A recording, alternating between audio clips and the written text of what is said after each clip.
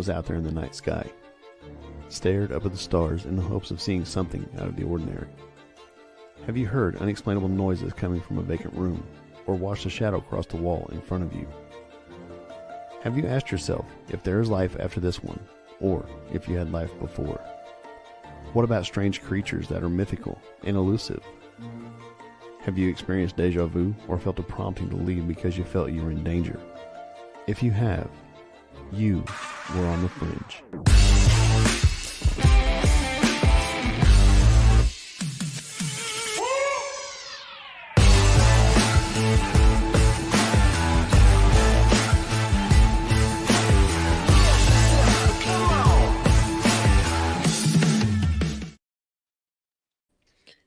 Welcome to another fun-filled episode of On the Fringe.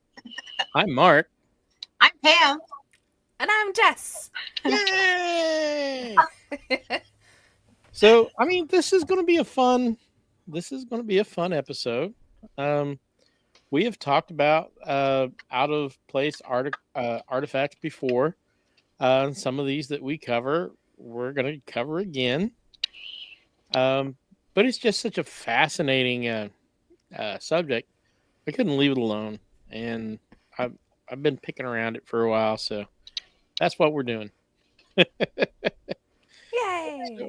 And for those of you who don't know what an out-of-place artifact is something that is someplace it shouldn't have been when it was found, where it was found.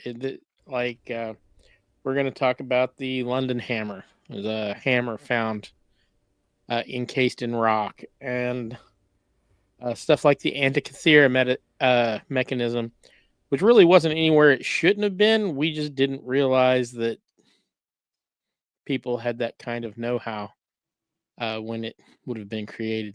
And stuff like that. That's the kind of thing we're talking about, out-of-place artifacts.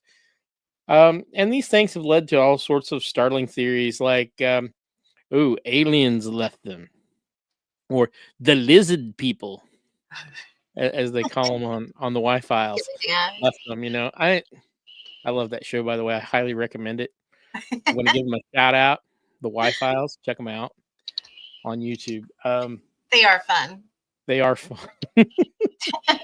Much better production value than we have, but yeah, for sure. We don't have the fish. If we had a talking fish, we may be. Right. We're not really here to educate anybody. We're here to entertain, and that's what we do. And if our entertainment leads you to do your own research, then our job is done. Absolutely. So, lizard people. And so it says lizard people, fish, orange, white eyes. Too funny. So, Jess will be back with us a minute. I think she's having some internet problems, possibly. She did earlier. So, do you have any you want to get started with for us, Pam? Yeah, hang on. Let me switch screens here real quick, and I'll see what I've got to go with. You want to start with that one? We can totally start with that one. We can totally start with that one. That one, he pronounced it for us. Audi. How do you pronounce that? The wedge of Ajude. Ajude. Ajude. So, pardon us while we butcher the pronunciation of this object once again. I looked the pronunciation up, and it's supposed to be AH-JOOD. So it's in Romania. So if you're from Romania, apologies. Sounds like it should be something that I'm buying at Arby's. Ajude. Oh, the Ajude. Yeah. Yeah, the Ajude sauce. So it's funny. This one's really cool. This one was found in 1974. It was recovered by somebody that was actually digging on a construction project. And when they found it, it was with mastodon bones. So since they knew the bones dated from 11,000 years, they claimed that the wedge was of a similar age. The problem with that is the wedge is made of aluminum, and Yeah. aluminum itself wasn't isolated until like 1825. So, that kind of baffled archaeologists as to the alleged extreme age of this particular thing. You've got explanations that range from there was a previous highly technologically advanced society to time travelers who happened to carry around these big wedges in their pockets, maybe, just in case you needed a wedge, why not have one with you? I don't know. I'd rather have a wedge and not need it than to need one and not have one. I bet you there's one in my Mary Poppins bag. We need one. one. Probably is. Now, I have my own pet theory about this. It may be indeed 12,000 years old, but aluminum does exist in nature very, very rarely. You have a lightning strike on a bauxite deposit, which this thing is full of impurities. So I would, hazard to say it wasn't manufactured intentionally. Mm-hmm. If you have a large chunk of metal that shows up, the ancient people would have used it. They can shape it. I mean, aluminum is easy would to be able shape. to. You could file that thing with rocks. Aluminum is soft. It what, almost looks like a digging implement to me. That's a great point, though, Mark. Aluminum is soft, and it would not make a very good excavator, tooth on a bucket or whatever, because it's too soft for something like that. It would just be destroyed almost immediately. Now, granted, it looks like some kind of tool, or it could have been like an axe or something like that. But that's just my theory off the top of my head, because I mean, aluminum and it could have just been something, people found and then said, oh, it's kind of that shape. Let's make it that shape. Yeah. And, that they did try to explain it away, saying it was an excavator bucket that lost a tooth, basically, and that coal mining, it was a viable occupation in Romania. Good grief, I can't talk tonight. In Romania at one time, but it was no longer. And they said, in regards to it being aluminum and that not being the most ideal type of metal to use to dig with, the explanation there was the fact that it was heavy digging equipment near a coal mine, and there's coal dust, and flammable gases. And if you spark, with a heavier metal, you could cause an explosion. So that was their explanation as to why this would have been aluminum. But yeah, I don't know. I mean, like I said, there's all kinds of theories. I do not think it was a piece of an alien spacecraft, or I don't either. Or some of the weirder things that they've come up with. So I really don't know on this one. It doesn't look like anything we'd make modern. And I think if it was made in the 1880s, it would have retained more of its shape. I mean, this one is obviously, it looks machined. It does. Like I said, the ancients weren't dumb. If they had a metal that was soft that they could shape, we've seen what they do with gold, what they've done with lead. I don't know what it was for. Ian said, what if it was a tray panning tool for giants? Maybe so. Maybe if they needed a big hole in their head, yeah. Flint would have been better, though, because aluminum's just too soft. Yeah. For those of you who don't know what trepanning is, we have evidence that our ancestors 10,000 years ago were performing primitive brain surgery. They were. So when you get in the head and you have hit in the head and you have brain swelling, the only way to save a life, and even today, we will drill holes in your head to relieve the pressure.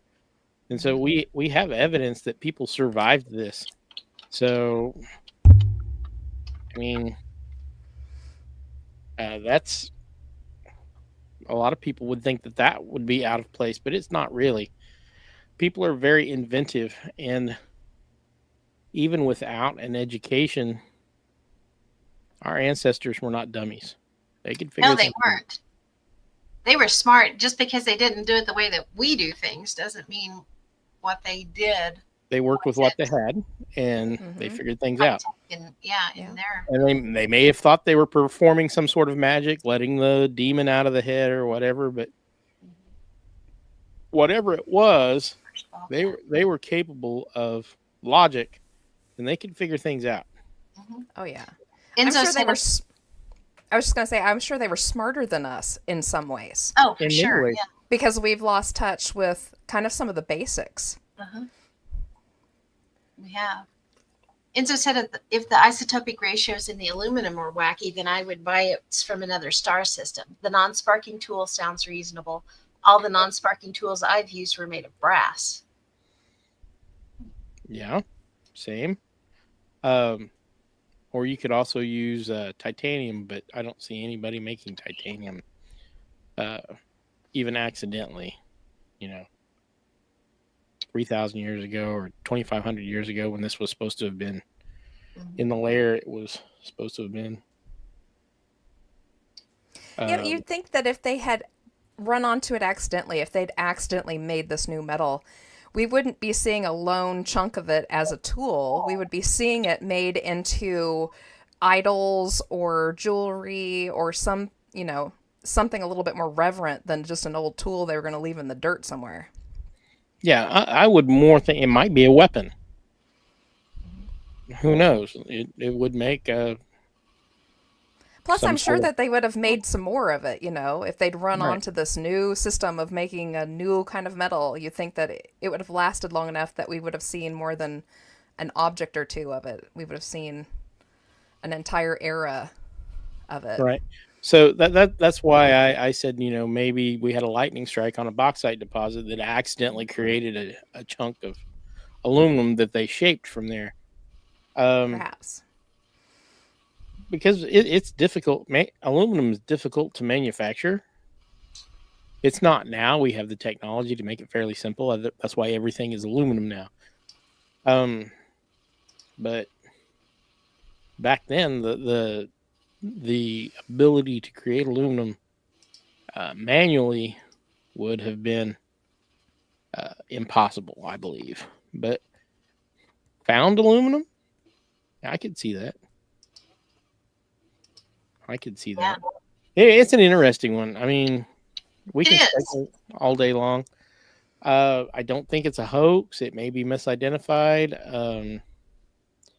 But It's one of those two. They don't have they have a provenance for it, but they don't have scientific backup for it. As in they don't have specifics of where it was located, in situ. They don't have pictures of it there. I'd all like they to have see is a what they radio have. isotope study of it, like Yeah. Hugo was talking about. To me, this one's very interesting. I don't have a good, I'm not going to say it's fake. I'm not going to say it's real. Well, it's obviously real. We're looking at a picture of it. As for a time frame, I would have no idea. Yeah. I don't know. But it does look like some sort of tool to me, though. But 2,500 years ago, I mean, there were better metals to use for tools than this. Yeah. Oh, they dated it at 25,000 years. Sorry. So that would be around the dawn of modern humans. So I got no clue. What if it's just a fancy shoe scraper somebody had by the front door? Ian said we have one aluminium for the Europeans in the chat. Yes, there you go. You're welcome. Yeah, absolutely. Should we take a shot every time he says aluminium? Oh, I can't even say that. Aluminium. Aluminium. Which is how it's spelled. It is. We just We just say mispronounced. aluminum. We just butcher Silly it. foreigners. I Silly know. foreigners. Silly Americans. Oh, I wasn't talking about us. Ooh, shots fired. That's right. We're just rowdy colonists. I celebrate Trader Day every year. Treason Day every year. Too funny.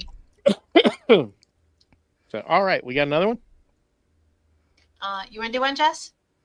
Sure, I can do one. I'll just pull up something I already have out.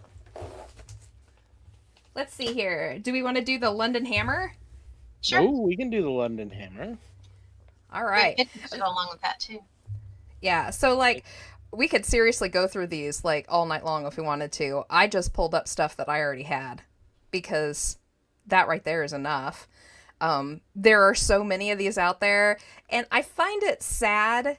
Like if you go and look up each one of them one at a time, it's like we always say, like the first 10 pages of the internet is it's a hoax, but it's the same useless story, just copied and repeated. Copied and pasted. Not saying that these are all real or they're all false or, you know. I'm sure some of them are. I'm sure some of them are Misidentified. misidentified. I'm sure there are just things that we don't know about them. Like this one is an accretion. Accretions don't take that long to make, so that could be just a few hundred years old. It could have been a lost tool, and accretion formed around it. You know, the wood still looks like wood and stuff. Yeah. I would say this is not a hoax, but yeah. This one was found in London, Texas in 1936. It was found by Max Hahn and a friend while walking along the Red Creek near the town of London. They spotted a curious piece of loose rock with a piece of wood embedded in it. Max took it home, and 10 years later, it was broken open by his son on accident to find the hammer head within. The hammer was identified as a small, fine work hammer used for soft metals, which was another thing that didn't quite make sense for the area. The area that it was found in wasn't full of a lot of soft types of rock. So why was it there? It was near the base of a waterfall, wasn't it? Yeah. Well, and that would make an accretion very likely, because when you get water, you get stuff like that. That could have washed out of a cave someplace after it got calcified and covered up. I don't know if anybody's been in a cave. I've been to caves where stuff from the 1800s has got rock growing on it from the dripping out of the ceiling. So, I mean, I can see that happening. Oh. That second picture that I just popped up there, Mark, it shows the part that has the clamshell on it. That's where it comes from originally. It's off that portion of the rock. It's not a very good picture, but. I mean, I don't know. I mean, it would be interesting if we could find a maker's mark or something on it. Yeah. It looks like a hand-forged hammer. So, and that brings something. I've been doing a little research. How long do you guys think a fossil takes to create? It probably depends on the conditions where it's found. Right. So, according to the interweb, pardon me for mangling that, a fossil can take months to millions of years to form. So, take that as you will. Just depends on the conditions. So, something can be fossilized and it not be that old. We excavate human sites that have human fossils on them all the time. Yeah. Sites that we know from history. So, they don't necessarily take millions of years. So, and humans are known to go places where they really should stay the hell out of. Am I not? That's true. Very true. So, Well, if they were mining, when they're in a cave at the time and they left, if, like Enzo said, if the handle broke, the user may have heaved it into the river in disgust. And, Yeah. that could have absolutely been how it Absolutely. ended up in the mud and congealed inside of that. And scientists can sometimes not be very scientific. So this is just what we've decided from our experience, Mm-hmm. and finding two of them that agree is also difficult. It is. So, That's true. I mean, could it be millions of years old? That would be really cool. It would be really cool. Is this one millions of years old? I would probably say no on this one. No, I look at the wood still looks like wood. Yeah, the wood still Yeah. looks like wood. It It's not looks like a rotted. modern tool. It is. But I then don't. there lies your second question. Is this a newer tool encased in something that's incredibly old for some reason? Right, that accretion could That's have the other formed out of. question. Yeah. It's like concrete. It's not all the same material. So, could it have fallen near a 400 million year old object and gotten accreted with it? Sure. I mean, look what happens in the ocean. All that stuff from 400 years ago, they come up off shipwrecks. It's all accreted together, and they have to remove it very carefully. It does not take that long on a geological timescale. So a lot of these, I think a lot of them are really interesting, but I can come up with an explanation that does not say it's a hoax. Yeah. Is it interesting? It absolutely is interesting. Yeah, it's interesting. It's really cool. It is really cool. I think the coolest part is the fact that they kept it for 10 or 12 years with just a piece of wood sticking out until somebody's kiddo came along and dropped it. Yeah. Then it got really cool. I would have been cracking it open from the beginning. Right? What's this wood lead to? What is it? It's just a piece of, it's like Yeah, why a is there stick in there? What is it? Why is there a stick sticking out of a rock? I mean, yeah.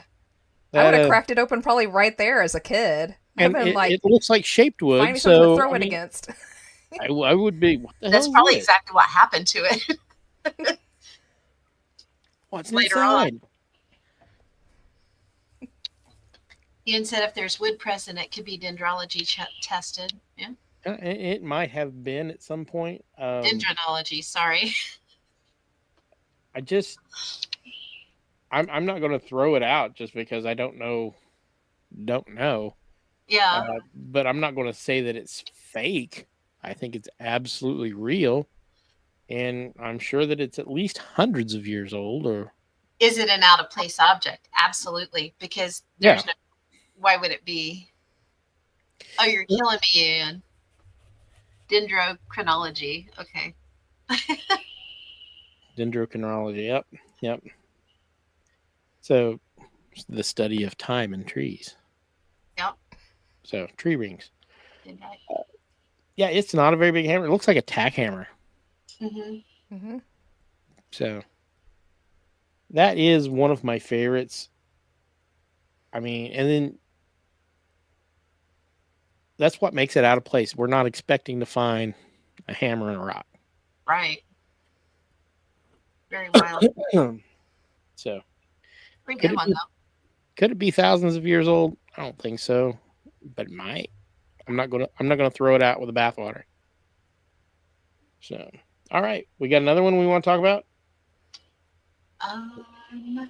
Pull up my list here. I have lists too. Oh, I have wolf's egg iron, or it's also called the Salzburg cube. Do you guys have that one? Salzburg Nope, cube. All right, this one, it's wolf's egg, WOLFSEGG iron, also known as the Salzburg cube. It's an object. It was found in 1885 near Wolf's Egg, am Hausruck, Austria. Sorry for anyone that I might offend with that pronunciation. Origin story states that a foundry worker in a coal mine discovered this. It's somewhat egg-shaped. It's not cube-shaped, which, I mean, when you hear Salzburg cube, you might think that that's the case, but it's more of an egg shape. He found it when he was breaking up a large piece of coal, And this iron lump, it's pitted and it has a deep groove that completely surrounds it. It was later weighed and discovered to weigh almost 800 grams. And let me pop a picture of it up here, Mark, to share. There it is. So there we Initially, go. it didn't seem that remarkable, but it did seem to be purposefully carved out of a single piece of iron ore. And that wouldn't be unusual on its own, but it was later estimated that the coal that had completely surrounded it was anywhere from 20 to 60 million years old. And, that's where the mystery comes in. How could it have been carved millions of years before the first humans were thought to have walked the earth? Scientists and experts have both been trying to explain this anomaly for like the last 130 years. And you've got, the range. You've got from fraud to extraterrestrials. In 1886, one scientist, he theorized that it was possibly part of a meteorite, but others disagreed with that. So it went through, all these years later, it went through a lot of different scientists that were doing studies on it. There was an in-depth one that was done in 1966 by a Vienna museum using an electron beam microscope, and the analysis did not find nickel, chromium, cobalt, or sulfur, which ruled it out as being part of a meteorite or a piece of pyrite or fool's gold. There's a legend that it vanished in the early 1900s from that museum, only to mysteriously appear years later at the Heimathaus Museum in Austria, where it is currently found. So it disappeared for a while, it was refound, and it's now in a different museum. Okay, so that's interesting. Coal seams, you would think that scientists would be all on board about dating a coal seam because it's a fossil fuel. Mm-hmm. Well, that was coined without really any research originally, the whole fossil fuel thing. And according to my research, it may not take nearly as long to form as we think. We can form oil in a lab from organic materials in just a few years. And there are places on the earth where oil and coal can form in a few hundred or a few thousand years instead of a few million. So that doesn't necessarily it could have been a tool that was lost someplace in a region where at the time these fossil fuels could have been formed. Was it really 220 million years ago? I start looking at these dates and stuff these scientists throw out, and I wonder how right they really are. Yeah. Well, they did show that it was what it was surrounded in was either between 20 and 60 million year old coal that completely surrounded it. I think the shape of it's interesting. Julie pointed out it does look a little bit like a brain. It does kind of. Uh-huh. Why they would have cut that groove in it, that might be for rope or something to make it into like a mace or something. Yeah, or part of a pulley system, Yeah. To run a rope around. I don't know. Possibly. I don't know about that one. I thought it was weird. Interesting. Yeah, it is weird. Ian said T-Rex with their weird little arms and hammers and aluminium chisels. There you go. Could it have been a very old form of tool or weapon? Yeah, it could be. I mean, absolutely. They could have lashed it to a wooden handle. Right. With the rope going through that groove. Yeah. I don't know about that one. But, I mean, if it is 20 million years old, I'm going to say this right now. I think it is very arrogant of humans to think that another intelligent species may not have existed on the earth. Because if our civilization were to just crumble, if all the humans just disappeared, in a couple thousand years, you wouldn't be able to find evidence of us. It would be very difficult. It would be. In a million years, you would have to be very lucky. So Ken said is a cooled magma. Maybe it could be cooled magma, but it was manually shaped. So I don't know. it could have been very well been a natural artifact that got reshaped by human or other hands. So I thought it was a cool one though. again, I'm going to reserve judgment on that guy. I don't know. Yeah.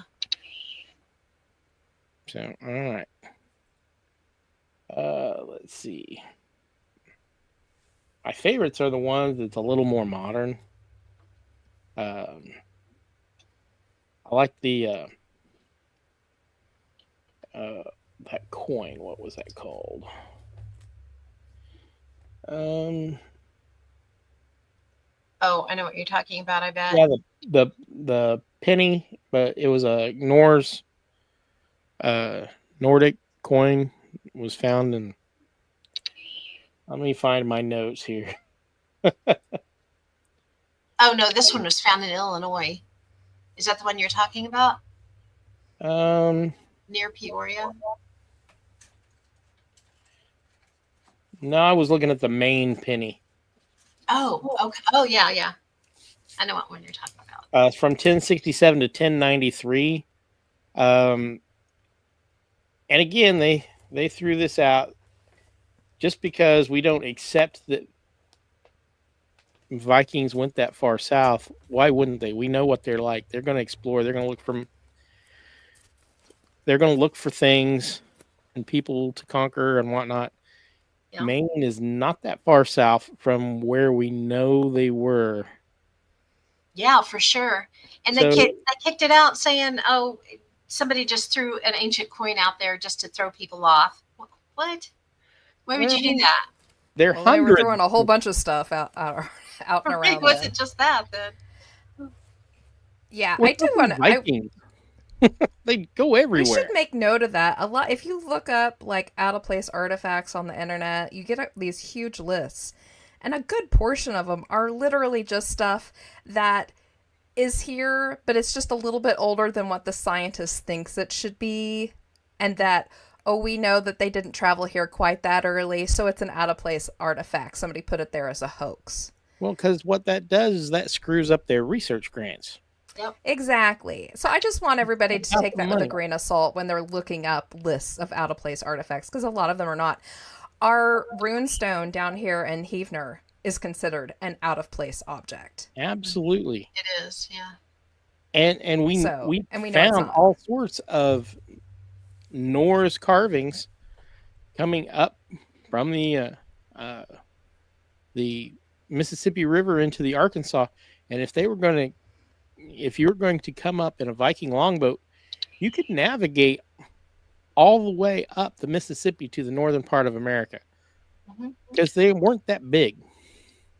Those longboats were made to travel on rivers, made to travel on the ocean. They could go anywhere.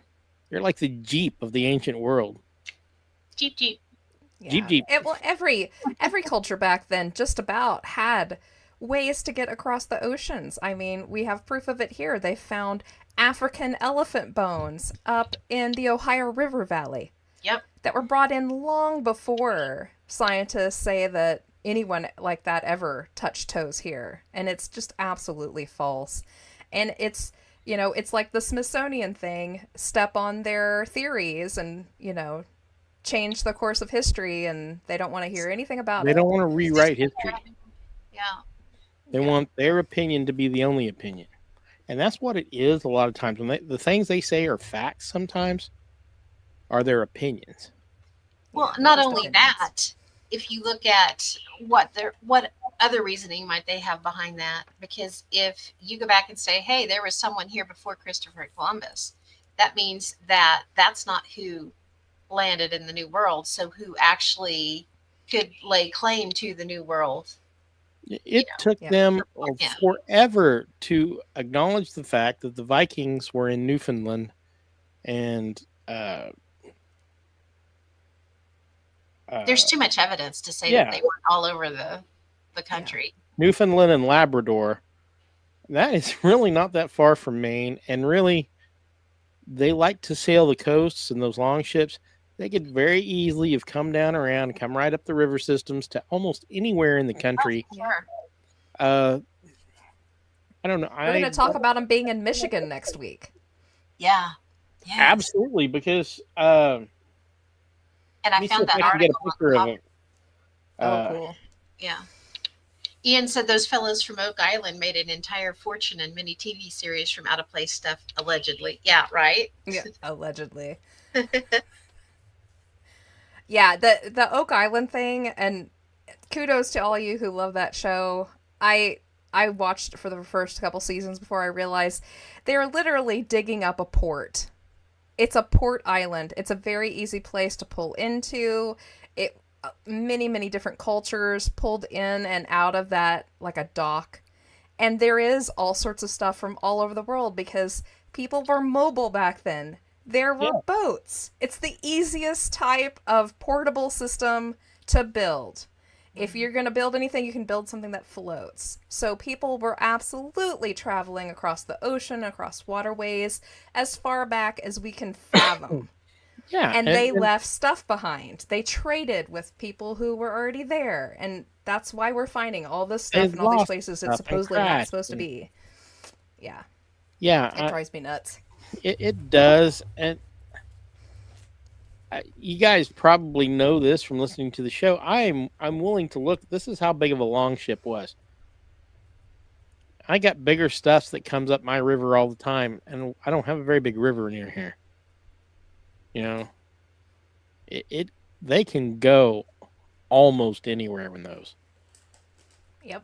Yes, they can cross the oceans, but they're even better on a river. Mm-hmm.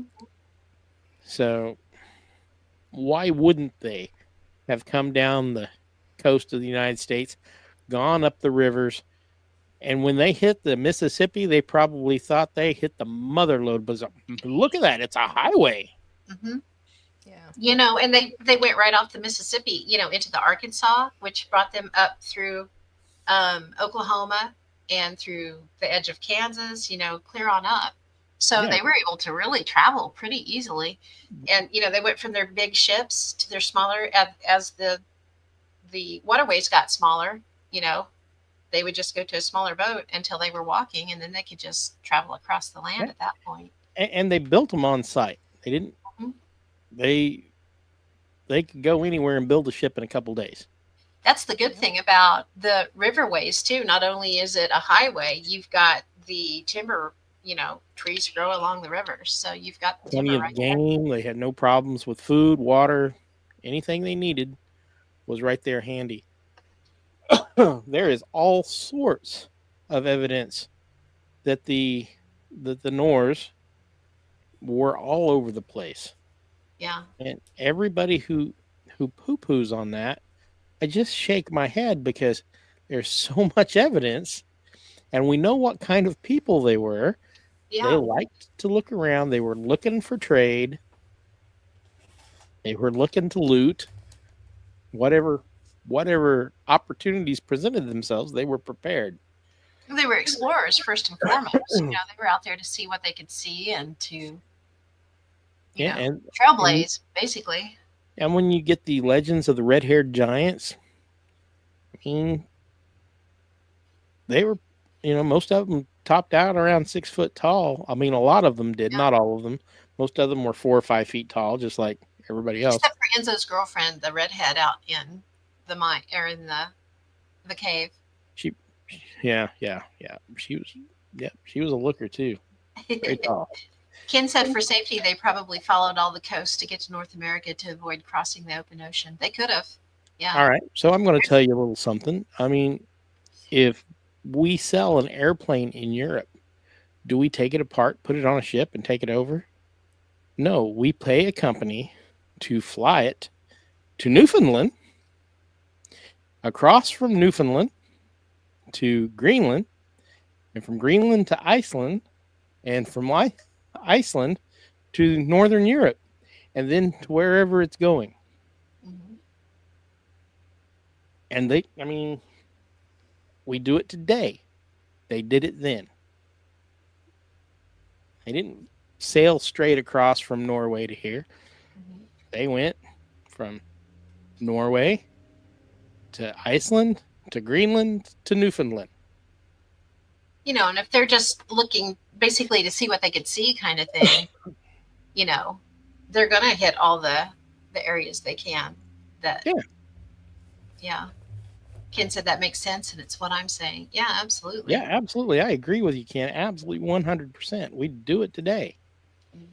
If we do it today, our ancestors were smart enough to do it then. For sure. All right, I'm off my soapbox. And that's the thing we get into when we start looking at all these out of place artifacts. A lot of these are out of place, not because we've got a thing that looks like it could have been an airplane.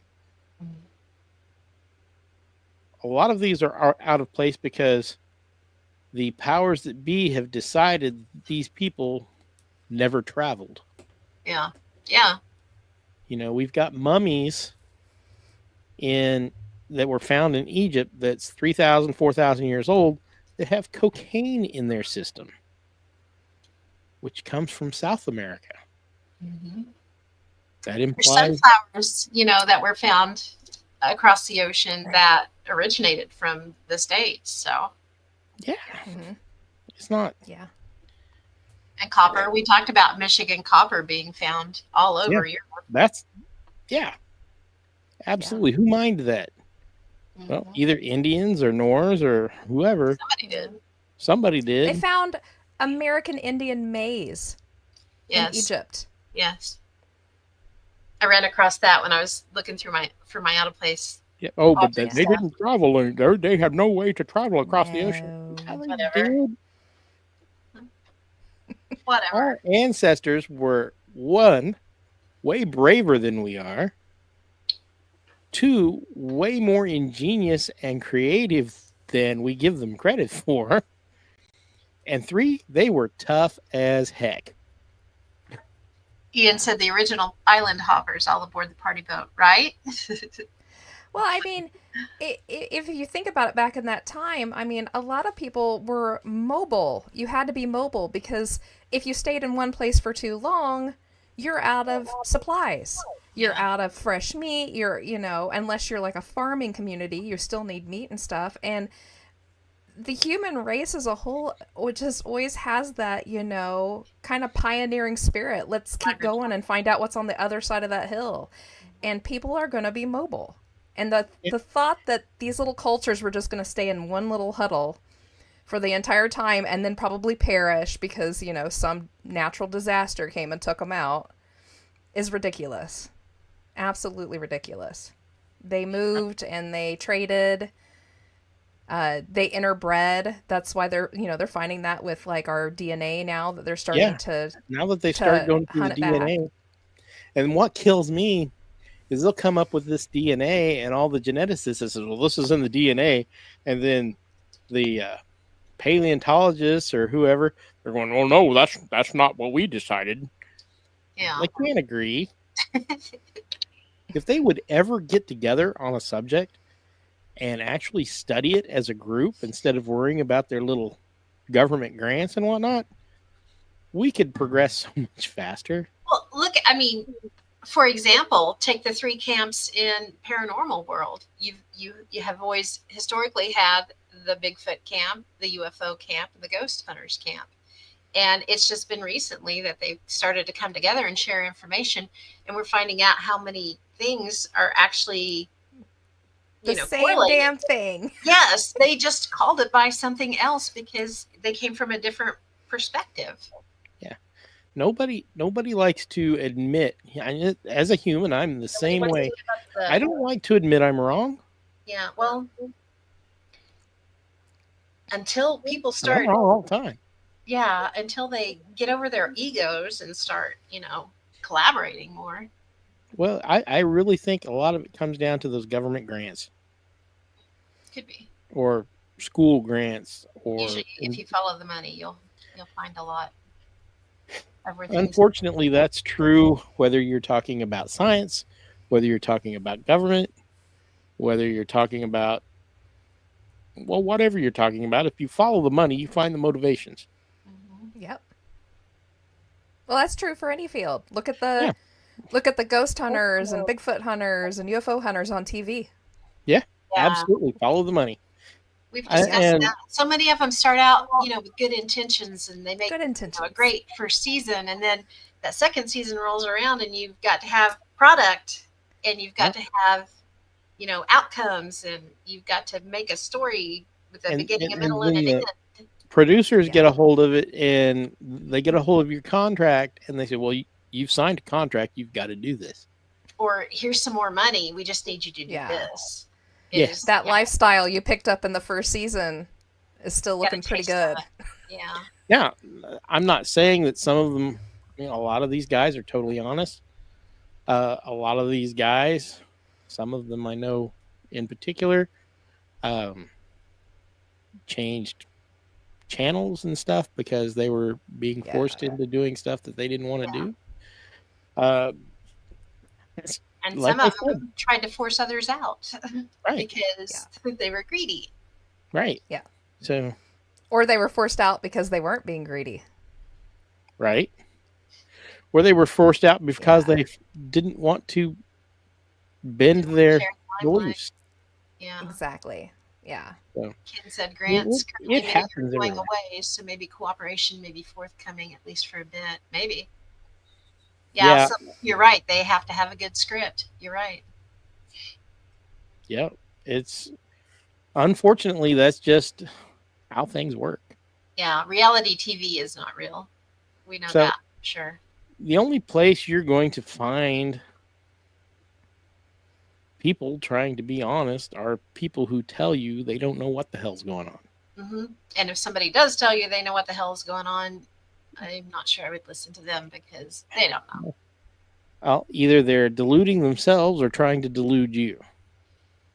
Or they're theorizing, which is fine to theorize, but don't make it the absolute, end all be all. Speculation is what makes the world go round. We don't make progress without speculation and innovation. That's why I love about this show. Rabbit hole there, didn't we? We did, but it did.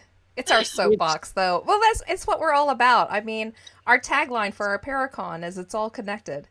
If everybody works together and you keep your mind open and you realize that you're not going to know everything and be open to some new suggestions and new ideas and intermingle that with what you already know or you think you know, fantastic stuff comes out of it. I mean, I really feel that's why our team has progressed like it has. We started off as we only ghost hunt, we don't do anything else, haha on the Bigfoot hunters, haha on the UFO hunters, and we just slowly started progressing into these other fields and pulling in different parts of it and mixing it in with what we were doing, and we realized, if we think of it from this Bigfoot direction, then this absolutely makes sense. And if we look at it from like this Fae direction, that solves that problem. And if we bring UFO into it, that could absolutely be why that happened. And when you start allowing all that to work and you can realize that you're probably wrong on this and allow somebody else's, to come in and say, well, what about this? And you're like, that fixes that problem. It's fantastic. If the scientific community all the way around would be so willing to have an open mind and allow new ideas and new thoughts and new data to come in and shift everything just a little bit, I think it would be so much further along than what we are. It's just how it makes me wonder. There's got to be like underground scientists somewhere that are actually doing the real studies. There actually are. Yeah. But you also need to consider too. I mean, we know this, but for the audience, there's a lot of scientists that don't want to go there because it puts a black mark on their name. They're laughed at by the made fun of community. Yeah. Or they lose grants. They lose, their tenure. They lose things that they don't want to lose. Right. All I'm saying is we got. Luckily, we don't get paid for nothing. So yeah, we don't get paid for crap. We actually pay to make this show.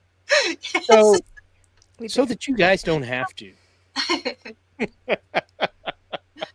Now, if you wanted to pay me to make this show, I would absolutely take your money. Absolutely. Throw some money our way. How funny. That's what I mean. You hear us going through these out of place art. We don't know, and we're willing to discuss all sides of the story. For sure. Yeah. Hmm. And just so many people aren't, and it's sad. So, all right, let's do another one. Okay. We talk about Antikythera a lot. Oh yeah, pull it up. So- That's a good one.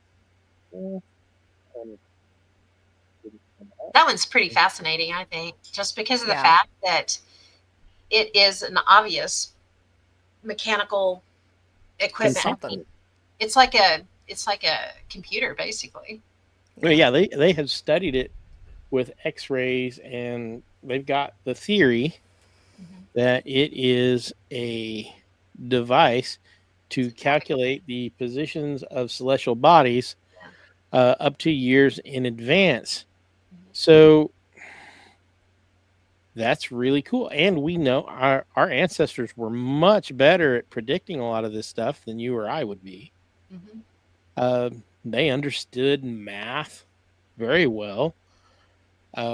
This is what it looked like. It was found on a shipwreck, and people have speculated about what it was for years. Now they all agree that it was some sort of calculation device, or some people have said it was for navigation. Some people said it was for astrological, what have you, the position of the planets or whatever.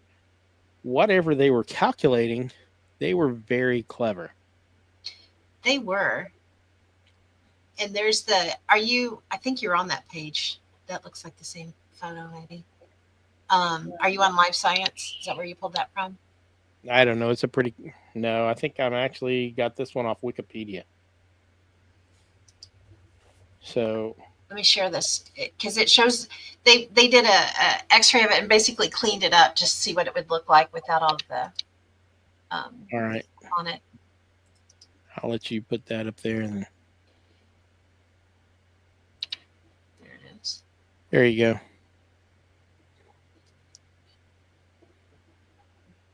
So, And they only found a third of it. yeah, that's not the whole thing. Mm-mm. Again, the only reason that this is out of place is because we did not believe our ancestors were as clever as we are. Mhm. So it's brass. Brass is even today fairly valuable. Mhm. It's not a precious metal, but it is a valuable metal, and it is very often recycled. So I would not expect many, if any, of these, and this could have been a unique device. Some brilliant inventor possibly invented that, and then it was lost. But if there were other examples of this, I'm sure they just got recycled. It And broke. it could be, yeah, could be. Brass is fairly easy to melt down and reshape. Mhm. And our ancestors wasted a lot less than we did. Ken said it kind of looks like a portable mini fan for hot days. Kind of does when you look at it that way. It does. Pretty cool though. You see all those gears on there. Each one of them was set for the movement of a different planet. It's pretty cool. Right? So Heavenly body. the Romans had machines that were designed to measure miles accurately. So as they would go along, they'd push it like a cart, and as it rolled, every time it hit a mile, it would drop a marble or a bead, and so that's where they'd put the mile marker. So we had drawings of how that would work. Nobody could make it work right. Oh, how did they measure so accurate? We can't make this. Until somebody said, well, we use square gears. They were using, somebody finally figured out that they used triangular gears and trigonometry to figure out their gear ratios. That's cool. And once they did that, that design worked. They've made a reproduction of it. It works like clockwork. That's cool. So our ancestors were not dummy. They understood math. Our ancestors created complex math. I mean, They did. Absolutely. we didn't invent it. We've built on it, yes, but oops, Lost Jess. I hit There the she wrong is. deal. Oh, you did it. Oh, I thought she I was like, I'm still here. put down. Yeah. You trying to kick me off the show, Mark? No, I'm just. I'm sitting here doing blinded. my research, and you're just kicking me off. She's gonna smack me with a notebook, and I'm in Got the trouble. look, man. Yeah. So we call her notebooks for a reason, folks. She has a pile of them. Weaponized notebooks. Weaponized notebooks. I mean, she could drop them on me like an anvil from Wile E. Coyote, and I'd be flat. That's funny.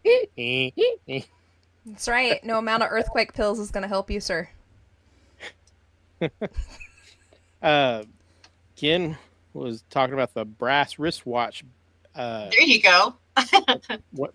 And that brings up another thing. You know, they found that Swiss timepiece in a Chinese tomb. They did. Yeah. So did that go there by time travel, or did somebody visit it and lose it? Mm-hmm. I don't know. I'm not going to discount time travel either. You know, we have. No, we don't know. We don't know enough to know. We don't know what we don't know, pretty much.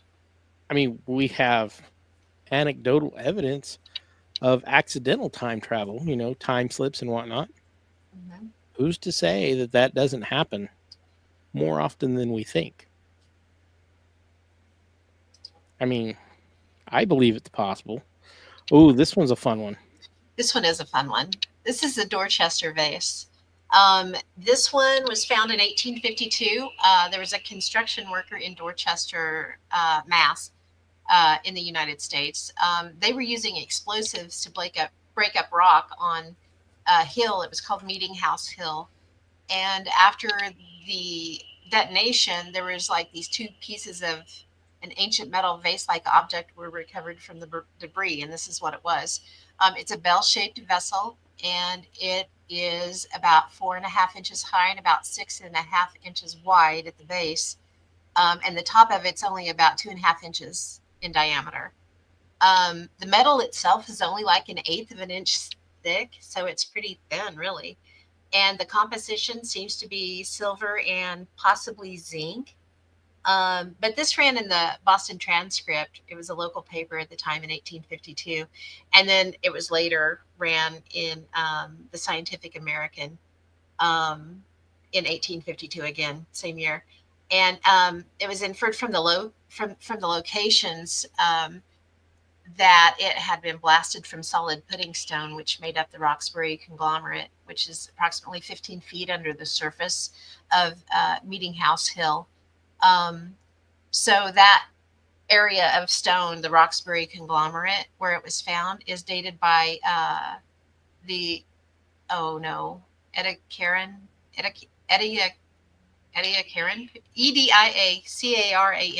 Ediacaran period, between 570 and 593 million years old. So, yeah. Obviously, is it that old? Who knows? But it's a neat one.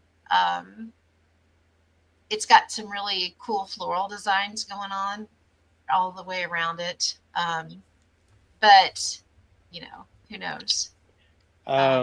I've seen people say that it was a Victorian vase. Yeah, maybe. Or not a vase, a candle holder. Candle holder. That's what it looks like a little bit. Kind of looks like a candle holder a little bit. It could have been. It could have been on top of the rock they were blasting. Yeah. I mean, I can think of things, but I've also seen people say that the plants represented on are extinct. Oh, really? Oh, that's interesting. That doesn't mean anything. Roman coins have an extinct plant on them sometimes. Yeah. Which was it was actually more valuable than gold because it was so useful as I can't remember the name of the plant, that the Romans idolized so much, but it was used as a contraceptive, and it was so so effective that they picked it to extinction. Wow. That's funny. So, I mean, yeah, it doesn't have to be that old to be an extinct plant, I guess. Ian said if you bump into Jess on the street, she drops notebooks like Sonic the Hedgehog drops coins. Boom. That's right. She does. Or she might whack you with her bag full of notebooks and leave you in trouble. That could happen too. Yeah. I don't know if I'm strong enough to swing that sucker. It's pretty heavy. Funny. I saw you lifting it yesterday, like doing curls with it. Oh, yeah. That's right. Lifting the heavy stuff. Let me tell you. So, and there's so many of these out of place articles, and some of them you wonder why they even made a fuss about. Like, you found an ancient coin someplace you didn't expect it to be. That does not mean it's out of place. It just means that somebody visited that you weren't aware of. Yeah. Yeah. And they dropped their coins. All right, I'm going to do the mirror cubes out of Oklahoma. Oh, I want to cool. do that one. Nice. Yeah. So the mirror cubes, these were found deep, like miles down in a coal mine in Oklahoma in 1928. It's one of my favorite ones. It's so interesting. And you can find all the information on it. Like, you can find the old newspaper write-ups on it. You can see where it was hushed very, very quickly. And all the men who were involved with this have copped to it. Yeah, we were a part of that. Yeah, we got moved away. But I'll just read it to you. It's so interesting. So a gentleman by the name of Atlas Mathis was working in a deep coal mine shaft when he discovered strange concrete blocks lying on the floor. They were 12-inch cubes that were so smooth and polished on the outside that all 6 sides could serve as mirrors.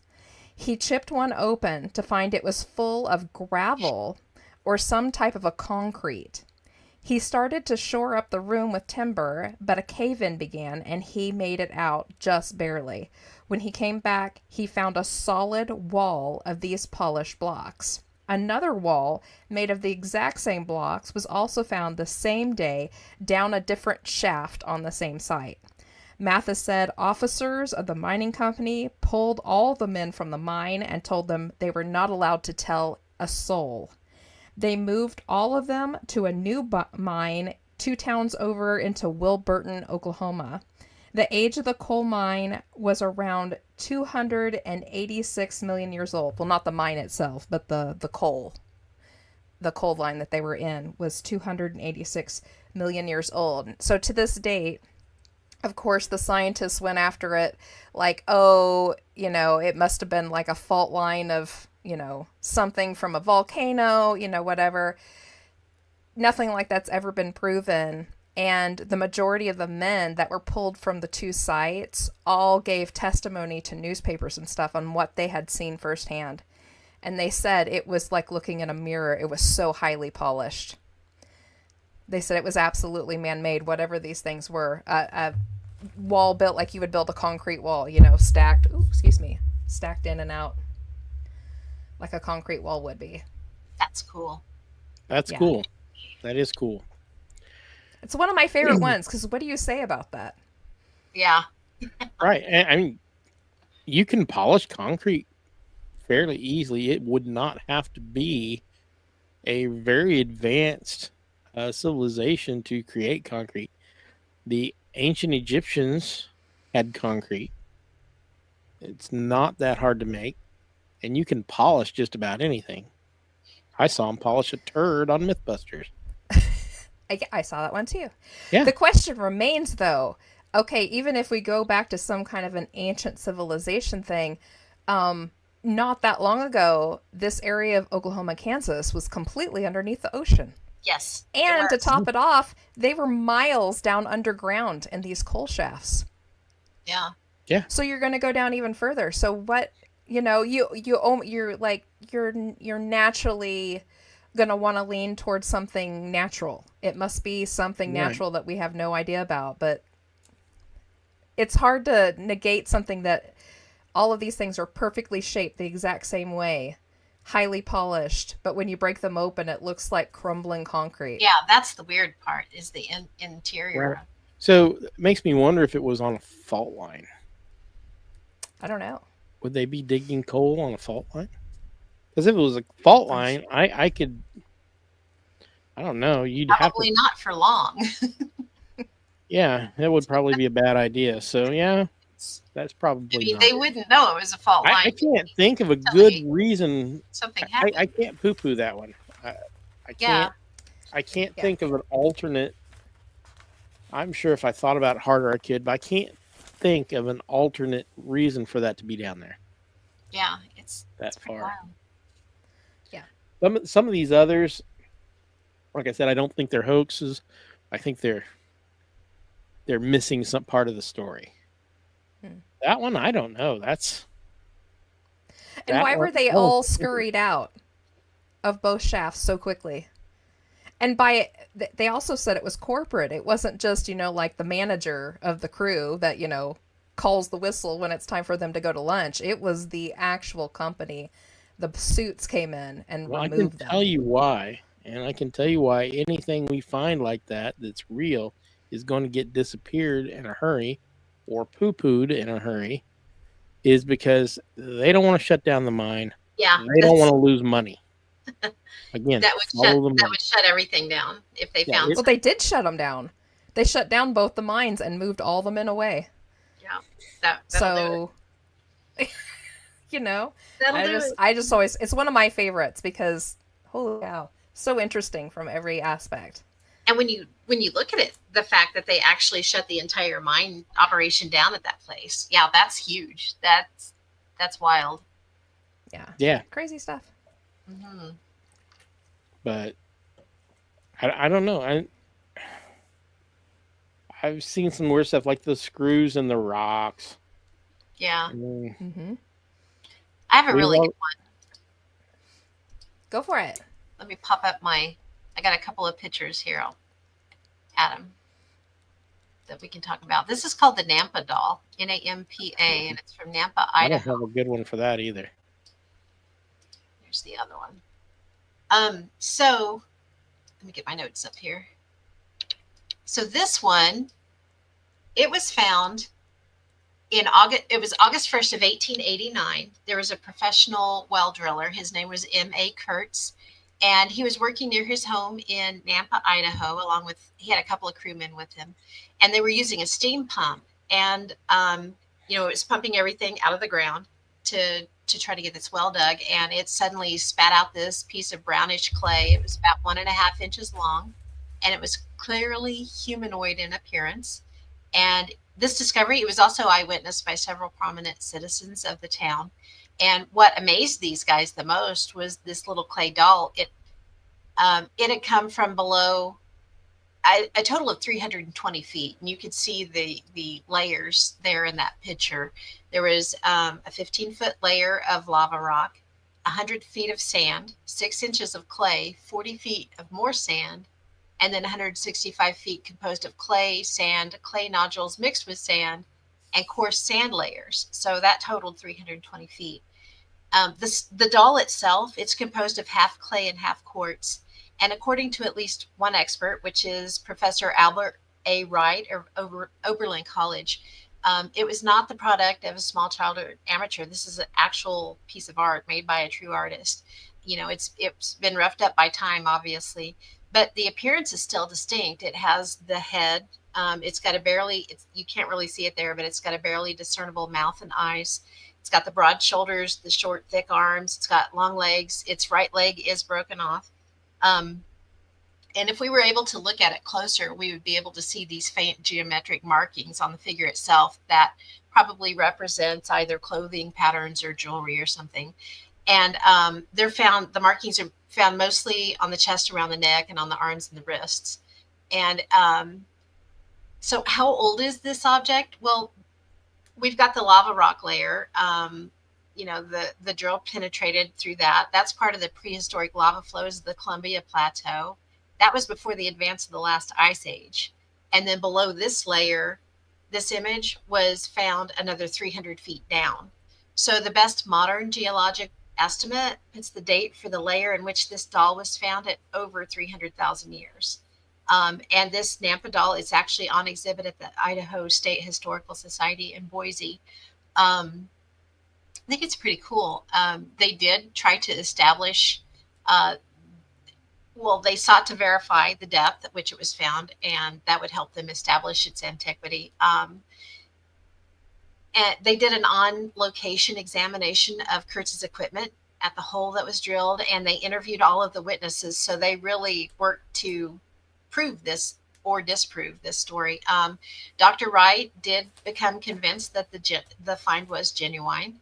Kurtz demonstrated the well had been tubed with heavy iron tubing, 6 inches in diameter, so there wasn't any mistake about the occurrence of the artifact at that stated depth. And the pump only worked in one direction, so had it fallen in from above, it would have been destroyed by the pump. It wouldn't have just shot it back up, So Dr. Wright concluded in a report that went to the Boston Society that there is no ground to question the fact that this image came up in the sand pump from the depth that it was reported. So there was a Bostonian professor, his name was F.W. Putnam, and he did a thorough microscopic analysis that the quartz grains under the doll's right arm had been cemented by iron molecules. And this too, independent of the fact of the depth of the discovery, is indicative of great age of the piece. So how old is it? Probably they are in agreement that it did come from this hole. It did come from where they said it did. So it would be over 300,000 years old, which that's wild that they are actually saying, this is why it's my favorite. They're actually saying this one is over 300,000 years old. So I am buying that 100%. Mm-hmm. So, but what most people don't realize is humans, the first Homo sapiens were coming into being about that time. There were several older species that were considered savages. We don't know that Neanderthals didn't have art, couldn't create art. I'm sure that they wanted to make dolls to their gods and goddesses or for their children. Yeah, exactly. So that just shows to me that our ancient ancestors were just as artistic as we were. Agreed. Absolutely. That's all that tells me. Yeah. And it's cool as hell. It is so cool. You know what gets me, though? If you think about the fact that they found this doll, this came out of the ground at this great depth from only a hole that was 6 inches in diameter. Okay. Out of all the top layer of the earth all around the world, they found something that deep. What else is down in there? Oh, all yeah. over the I wonder place. if it's like there's a whole stash of stuff down there. Yeah, that could be. Right? So here's the deal. If there's 8 billion people on the planet right now. Mm-hmm. All right. So compare that. We've only been on the earth for about 350,000 years, a little bit longer if you start talking about Neanderthals and stuff like that. So maybe 400,000, let's just be generous and say 500,000 years. So humans haven't existed all that long. Mm-hmm. How many of the big dinosaurs have we found? Most of them, we've only found a half dozen individuals. Okay. Yeah. So there were trillions of those over hundreds of millions of years ago, and we found a handful. Yeah. We've only found pieces of our ancestors that are 300,000 years old, and not very many of those. There's not going to be that big of if our civilization ended tomorrow, in 300,000 years, there would be almost no evidence. Maybe stuff like this. So, just random things, yeah. Just random things, and then they're going to be called out-of-place artifacts. People aren't going to understand most of human history, we've only been keeping records that we have records of for a few thousand years. Not even 1% of our time on this earth.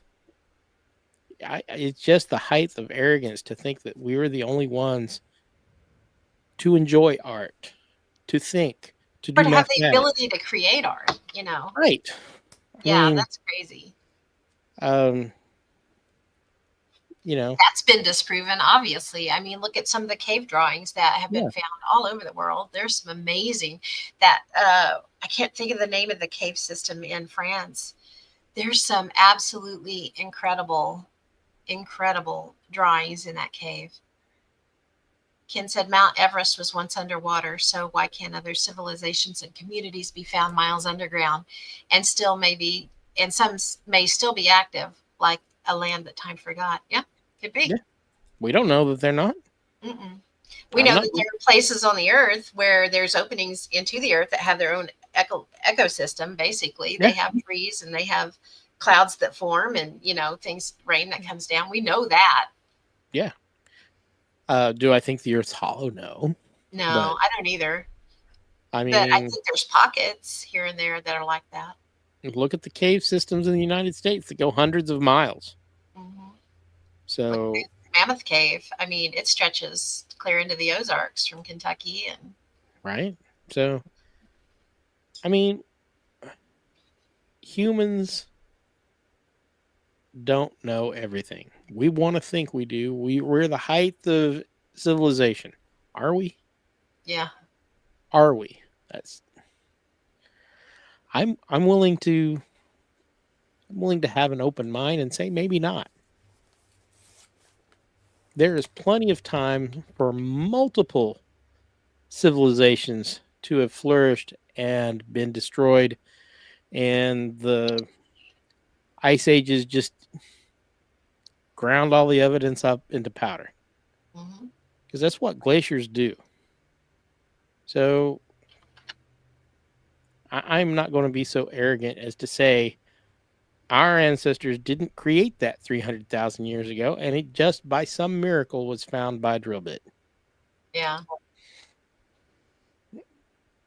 That's my take on it. I think it's absolutely amazing. Yeah, that's my favorite one, though, that I ran across. Thought it was pretty cool. Could it be aliens? It could also be that, but I don't really think so. Well, we haven't even touched on time travel or multiverse theory. No. That could have caused these objects to pop up in past years where they didn't exist. So that's a whole other... So like the Nokia cell phone? Yes, yeah. Stuff like that. Let me see if I can find that one. There was a clay representation that looks just like a freaking Nokia cell phone. Yeah. I'm not sure where they found that. Got a good picture of it here. I don't have an article about it. But let's go ahead and share that. I know you guys have seen this. It's freaking awesome. So it looks like a Nokia phone. It's got cuneiform on it. Yep. All over. I owned that phone. I owned a phone very much like that. So yeah, and they have an entire theory of time travel that deals with out of place artifacts. It's called a causal loop, where stuff gets put back in time and actually causes its own invention. Yeah. And it's invented, and then someone takes it back in time, and that's why it's invented. And then you have a loop. I have a closed loop that occurs. Well, and we've talked about time slips and stuff like that. I mean, I'm not going to say it can't happen. Yeah. And then there's the multiverse theory, where we all live in multiple parallel lines, and they can all weave and touch accidentally, and that's how you get your thin spots. And not every line is on the exact same time path as you. So maybe the line next to us is 200 years back, or 200 years forward, or 1 day back, or 1 day forward, and you accidentally touch, and maybe an object gets left on that other side. So maybe that, like a Nokia phone accidentally slipped through. Or So they had another a time theory. slip and saw one and created a clay representation of what they saw. Yeah. Or they had a time slip and took it back with them. There's Put it in there's their pocket? supposedly there's a German artist. His name's Karl Weingartner, and he claims that he created this so-called out-of-place Nokia cell That- phone. that He's could- claiming it. That could But be. I mean, It could I'm be. They were calling it the Babylon Nokia. Babylon Nokia. Speaking yeah. of that, so like the multiverse theory, that could explain some of these like really strange where something is in a time period so far away from where it should be. Like hold on. I have one. Did you guys have anything on the Savitharium of Kish? I didn't. I've heard of it, but I didn't. I've seen Yeah. it, but I'm not sure if I've got a picture of it. It's one of my favorites, just because you can't really say, well, maybe it traveled over from somewhere it wasn't supposed to be. Somebody had it, it was older, and then they dropped it somewhere. This can't be. So the Savitharium of Kish was found in 1928. So Kish is a town which is now what is now Iraq, basically. They were excavating in the 20s. They were finding all this fantastic stuff, all this original art pieces, and they found these, I think it was like 3 or 4 hand-carved wooden and metal chariots, just beautifully designed. But on top of one of the chariots was something so weird, they couldn't explain it. On top of it was a figure of a quadrupedal, what was it called?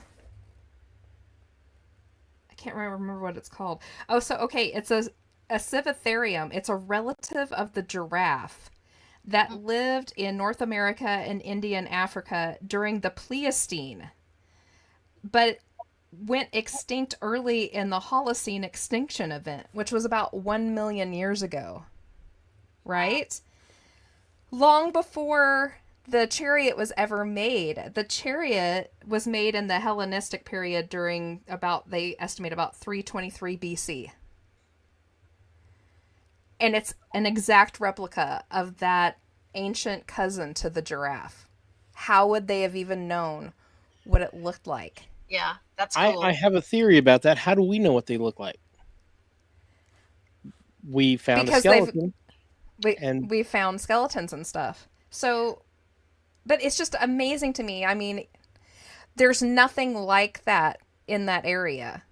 Going back as far as we know, animal-wise, there's nothing that looks like that animal. So where did how would they have known? The idea of that animal. Yeah, that's cool. and it's truly detailed too. If you go and take a look at it, if you all are interested at home, go take a look at it. There's loads of pictures of it because it's just so extraordinary. Whatever artist worked on this just did a fantastic job in detail work, and it's beautiful, but so out of place, especially if you put it up against the other chariots that it was, they found it with. It sticks out like a sore thumb. You pull it out and you're like, what the heck? How did that get there? That's wild. So yeah, that is something that theory would really lend well to, Yeah, Yeah. that would. Somebody slipped through and was like, oh, I should remember what this thing looked like, and then they carved it. That could be where they found cave paintings and went from there. Yeah. Also, how do we decide what these things look like? We draw pictures, what we think they look like, from skeletons.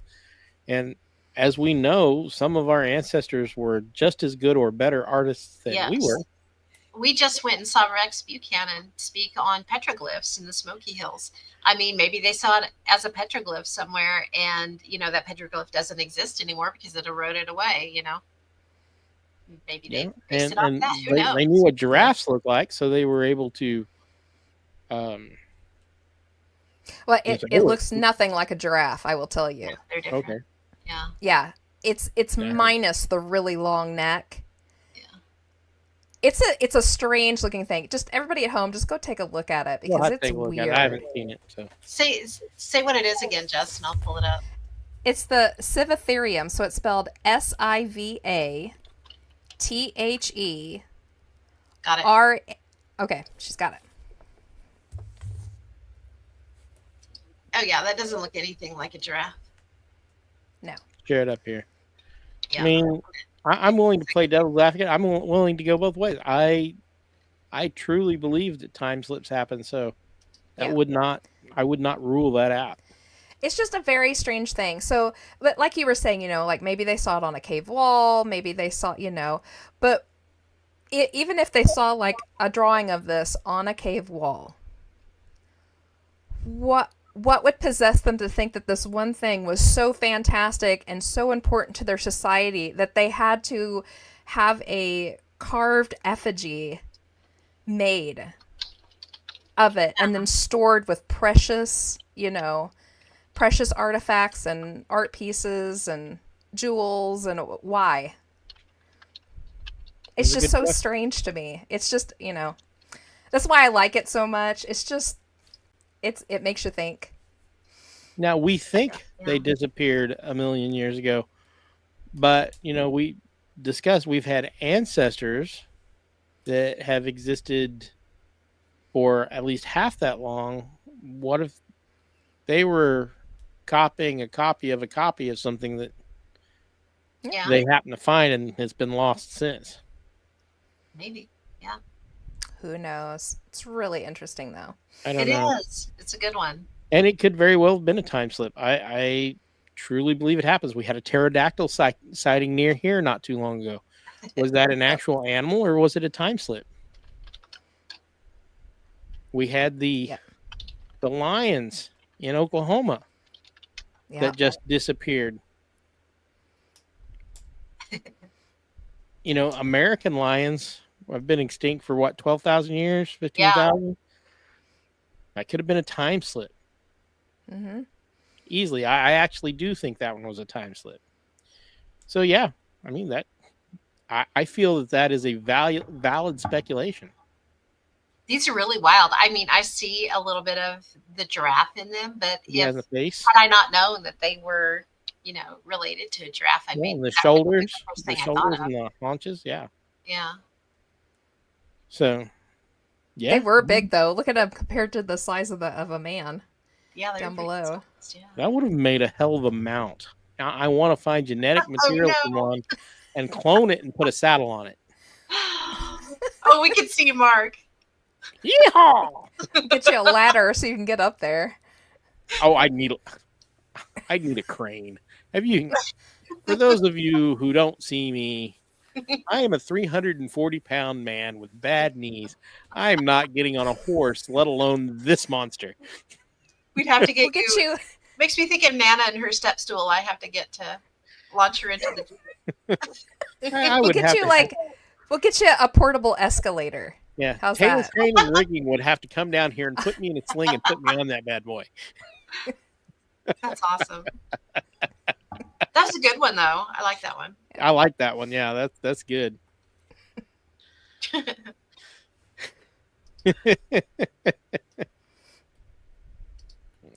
right.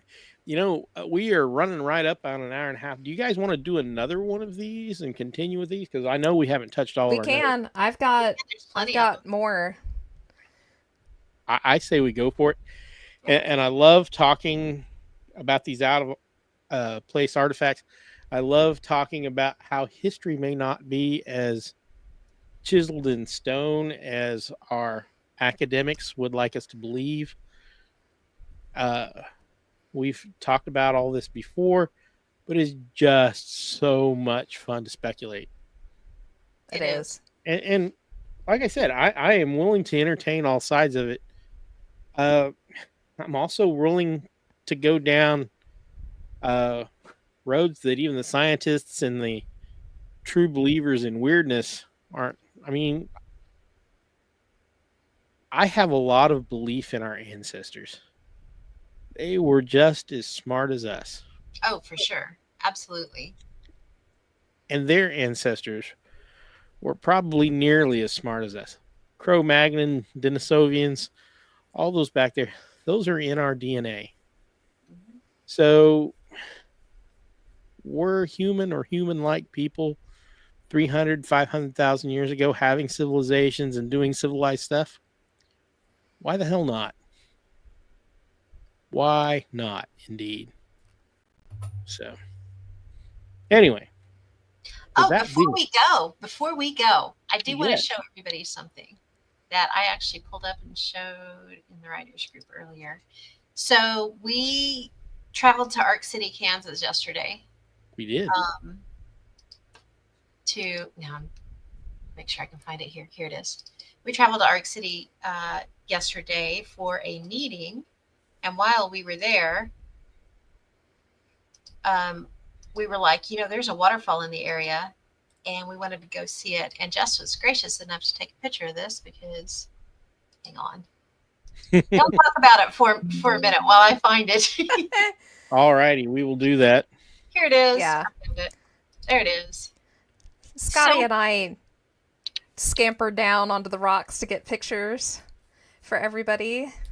It was actually the first time I've actually seen a waterfall like live, not like a picture of it or. Why is it telling me it's not going to? There's an Oh. issue with your file. Please try again. Okay. Oh man. No, let me open it another window, and then I'll see if I can do it that way. Sorry, I get everybody excited, and then I'm Yeah. like, sorry, can't show that. We were having a meeting for the Paracon, which is coming up at the end of September, September 27th on Saturday. If you're in the Caney, Kansas area, stop in at the Caney Rec Center just off of Highway 75 and join the Paracon. It's completely free for ages 12 and up. We're going to have presenters and panels all day long, and vendors and tarot readers and concessions and all sorts of stuff. A medium will be there. There it is. Our friend Christy That's pretty cool. Campbell, she is a psychic medium, and she's going to do a free room reading, and then she'll be available for paid readings after that for the rest of the day. So Yep. it's going to be And a fun. room reader. We've got a food truck coming in. Coyote Tacos is going to come in for the lunch hour, so everybody can grab food, and we'll have concessions there. And in the morning, we're going to have a pop-up donut shop come in with coffee, so you can have coffee and a donut while you're watching the first panels. It'll be super fun. And if you're not in the area, you can watch live on the Bordertown Strange page, or on, what else are we going to be on? Facebook Live? Yeah, we'll be on Facebook Live too. But Yep. and if you miss it at the time, it'll be archived on our Bordertown Paracon, right there. Yeah. It's going to be a good time. Our friend Brian Terrell, he will be there. He's a Bigfoot researcher out of Oklahoma. You might be familiar with him. We've had him on the shows before. He's actually going to run a workshop on professional ways to research Bigfoot. So it'll be really good. Yep. We got to And if meet you him there yesterday too, so we got to hang out with him for a while. Yeah, it was like a last meeting. And if you come into the area and maybe you're not all about all the panels or all the presentations, or maybe you have a wife or a husband who's not quite as interested, they can just head over a few blocks over and join the huge car show and fall festival that's happening in downtown Caney the same day. Yep. And stay late for the races that night. Caney has one of the largest dirt tracks in the area, and they're running specials that night. So it's like a whole Absolutely. weekend There of is going fun. to be something for everyone that weekend. There's ball games going on that day too.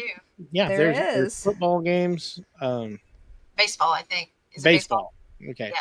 Oh, it's So- football. It's Little League football. Oh, is it football? Oh, I was thinking it was baseball. Yeah. Little League football. Yay. So yeah, come on down. There's something for everybody in the family. So if you want to ditch your husband or boyfriend at the car show and come to the Paracon, or vice versa, I mean, and there's going to be time you can come and go as you want for the events. We're hoping that some of these events choose to stay on that weekend, so we can just make a weekend of it every year. So That would be Yeah. fun. if you do come to those events, speak your mind and tell people that you'd like to do that too. I know Jess mentioned it, but we've got tons and tons of door prizes and raffles and all kinds of really cool stuff. We've got UFO hunting kits, ghost hunting kits, cryptid hunting kits. We've got, Yep. what do we have? We have a dowsing kit and a tarot kit and a seance kit. Learn how to do your own seances. Road trip kit. A road trip kit. We've got signed books and Bell Witch stuff from Pat Fitzhugh. We've got free readings and a gift basket from our medium, Christy Campbell. We've got free readings from our tarot reader, Lindsay Miles, and even more. In fact, I think Brian over the weekend said that he was going to scrounge up a couple of his Oklahoma Cryptid Hunting Book 101 for us to give away. So, and there'll be even more than that. Our vendors and stuff and our speakers are very gracious and always love to hand us a couple of signed things to give away. So, because that's how we keep the con free. Everybody chips in a little bit and the rest of it kind of just comes out of our pockets and we throw together what we can, and it always seems to run good. So we're doing good so far. Yeah. It is definitely not a money-making opportunity. No. It is a money shoveling into a giant pit opportunity, but we love it because we love you guys. It's worth it. It's worth it to us for sure to share the information. And, it started out as just a networking thing for the hunters in the area. We talk about it. It's all connected. That's our tagline. And that's what we wanted to do. We wanted to bring in the Bigfoot hunters and the UFO hunters and the ghost hunters, get everybody in one place so they could network and make those, relationships between them so we could share information. And this is our 7th year doing this, and it's just grown every year. And it's fun to watch. We've talked about this before. It's fun to watch people that have met at the Paracon get together and start sharing ideas and things. So that's one of the biggest things that we've really enjoyed is seeing everybody really absolutely make those friendships. So pretty cool. We're excited. We've made lots of friends, and at least 3 or 4 podcasts have started because of it. Yeah. That's where Muck came from. Yeah. Yep. So, whoop whoop! Stop by and see us. He's going to be watching. Maddie's going to be watching. Yay! Yeah, and we get almost as many guests online as we do at the venue. We do. Yeah, we do. And I know Maddie's in Canada. So we run between 100 and 200 guests throughout the day, in and out, because it is a come and go thing. You don't have to be there all day. You don't have to get a hand stamp. Yeah. All you got to do is come in and enjoy yourself. Yep. So. And if you see us, don't be shy. Tell us hi. We love you. Yeah. Now, we may be running around like chickens with our heads cut off, but we do want to hear you tell us that's hi. Pretty much normal. They've watched the show or listened to the show. We're all over the place. So true. So true. Squirrel. Pretty much. All right, guys. Well, with that being said, I'd like to wish all of our viewers and listeners a good evening, and we will see you next time. It looks like we will be continuing with O-Parts and our speculation upon their providence.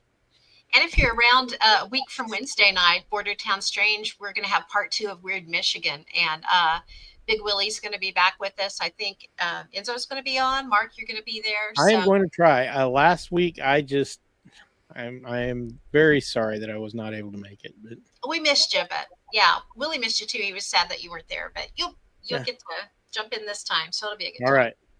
Good deal. All right, guys. Well, that said, everybody have a good evening, and we will see you next time. Night, everybody. Good night. Good night.